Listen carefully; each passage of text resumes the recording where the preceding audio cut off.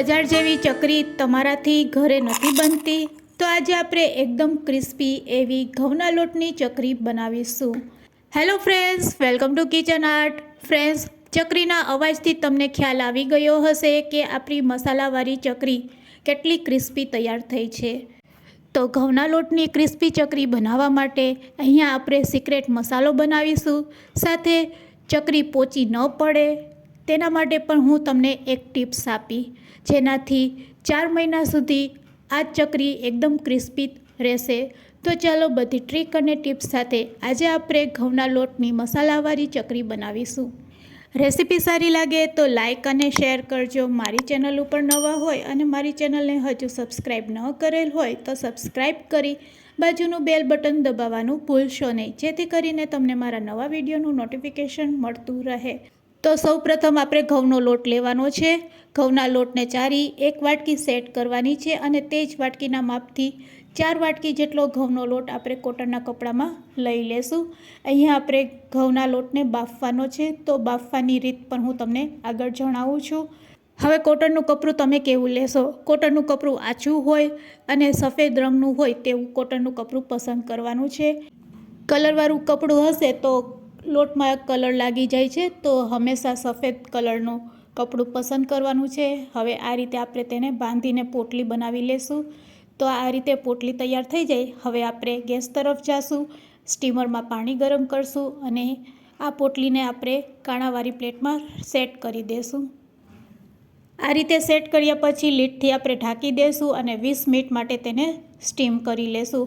20 minute પછી આપણે check કરશું તો લોટ આપણો એકદમ કઠણ થઈ ગયો હશે, પાણા જેવો થઈ ગયો હશે. તો ચાલો 20 મિનિટ પછી હવે આપણે પોટલીને ખોલી લઈએ. તો જો લોટ આપણો સરસ બફાઈને રેડી છે. તમે તોડવાનું કરશો તો ઇઝીલી તૂટશે પણ નહીં, અને તૂટશે તો આ રીતના મોટા મોટા ગાંગરાની જેમ તૂટશે. હવે આ લોટને આપણે પહેલાં ઠંડો કરી લેશું અને મોટા ટુકડામાં આ રીતે કટ કર્યા પછી તેને આપણે મિક્સર જારમાં લઈ લેશું. મિક્સર જારમાં લઈ તેને ગ્રાઇન્ડ કરી લેશું અને તેનો ફરીથી લોટ તૈયાર કરવાનો છે. તો આ રીતે આપણે મિક્સર જારમાં લીધા પછી તેને ગ્રાઇન્ડ કરી લેશું અને ગ્રાઇન્ડ કર્યા પછી તેને એક વખત આપણે ચારી લેશું. તો ચાળણીની મદદથી આપણે લોટને ચારી લેશું અને ચાળ્યા પછી જે મોટા ગઠ્ઠા દેખાય છે તેને ફરીથી આપણે મિક્સર જારમાં લઈ લેશું અને ફરીથી તેને ગ્રાઇન્ડ કરી લેશું અને આ રીતે આપણે ચકરી માટે લોટ તૈયાર કરશું. તો અહીંયા આપણો ચકરી માટેનો લોટ તૈયાર છે. તો હવે થોડાક આપણે મસાલા એડ કરશું. કાશ્મીરી લાલ મરચું પાવડર 5 ચમચી, 5 ચમચી તીખું મરચું, ચપટી હિંગ અને સાથે તેમાં અડધી ચમચી હળદર પાવડર એડ કરશું. સાથે 1 ચમચી આદુ મરચાંની પેસ્ટ એડ કરશું. હવે સ્વાદ મુજબ અહીંયા અડધી ચમચી જેટલું મીઠું એડ કરશું. મીઠું એડ કર્યા પછી અહીંયા આપણે ફક્ત અડધી ચમચી જેટલું જ તેલ એડ કરશું, કારણ કે અહીંયા આપણે લોટને બાફીને લીધેલો છે. તો ફક્ત અડધી ચમચી તેલ એડ કરવાનું છે, એ વાતનું ખાસ ધ્યાન રાખવાનું છે.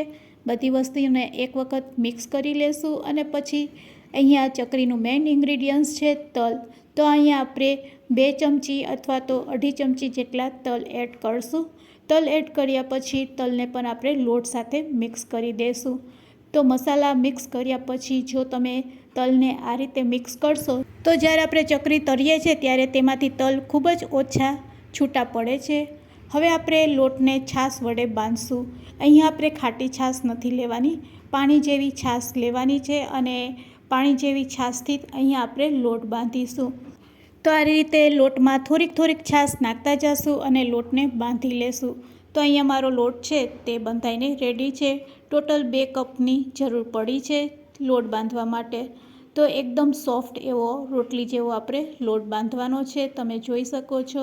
બસ હવે ચકરીવાળી જારીને આપણે સંચામાં ફિટ કરી દઈશું. અહીંયા સંચામાં તેલ લગાડવાની જરૂર નથી, ડાયરેક્ટ આપણે ફ્રેશ લોટ છે તે આ રીતે સંચામાં ભરી લેશું અને સંચાને ઉપરથી આ રીતે બંધ કરી દેશું.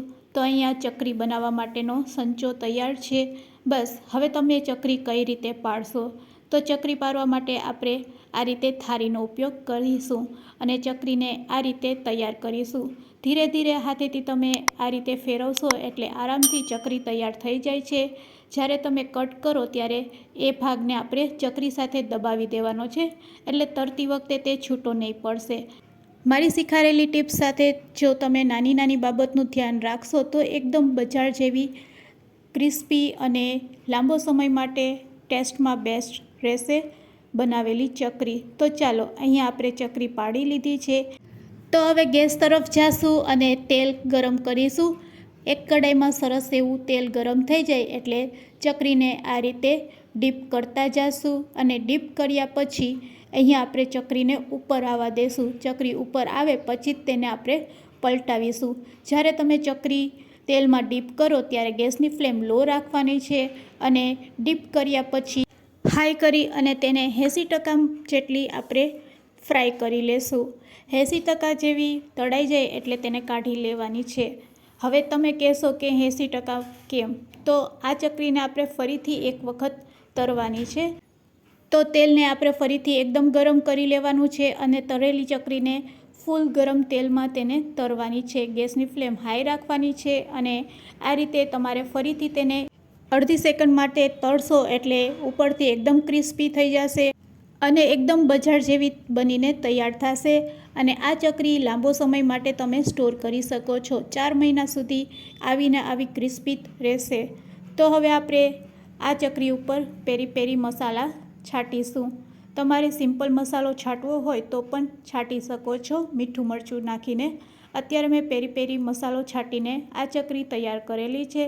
તો અહીંયા એકદમ ક્રિસ્પી અને બજાર જેવી ઘઉંના લોટની મસાલાવાળી ચકરી તૈયાર છે.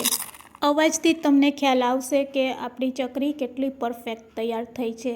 તો ફ્રેન્ડ્સ, આજની આ રેસીપી તમને કેવી લાગી તે મને કમેન્ટ્સમાં જરૂરથી કહેજો. વિડીયોને એન્ડ સુધી જોયો હોય તો એક લાઇક જરૂરથી આપજો. મારી ચેનલ ઉપર નવા હોય અને મારી ચેનલને હજુ સબસ્ક્રાઈબ ન કરેલું હોય તો સબસ્ક્રાઈબ કરી લેજો. અને હા, તમારા ફ્રેન્ડ્સ, મિત્ર અને ગ્રુપમાં શેર કરવાનું ભૂલશો નહીં.